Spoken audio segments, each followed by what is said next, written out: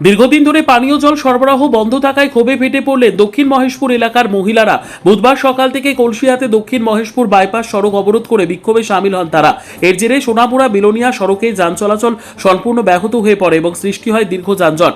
জানা যায় কাঠালিয়া ব্লকের অন্তর্গত দক্ষিণ মহেশপুর গ্রাম পঞ্চায়েতের একাংশে প্রায় এক সপ্তাহ আগে পানীয় জলের পাইপলাইন ফেটে যাওয়ার পর থেকে জল সরবরাহ সম্পূর্ণ বন্ধ রয়েছে।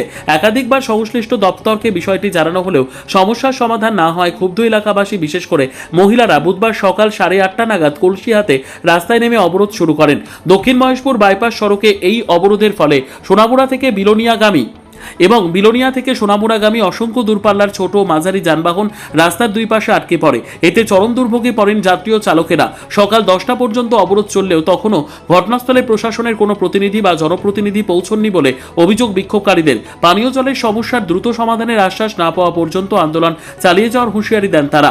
এদিকে অবরোধের জেরে এলাকায় তীব্র যানজটের সৃষ্টি হয় এবং সাধারণ মানুষের ভোগান্তি আরও বেড়ে যায়। আমরা জলের সমস্যা কতদিন ধরে? 8 দিন 7 দিন হয়েছে। আমরা চেষ্টা করছি তারা আমরা সময় দিচ্ছি যে ঠিক আছে একটা গাড়ি নষ্ট হইতেই পারে, নষ্ট হইলে এটা ঠিক করার লিগে সময় দেওয়ার দরকার। আমরা আজকে 7 দিন যথেষ্ট সময় দিচ্ছি।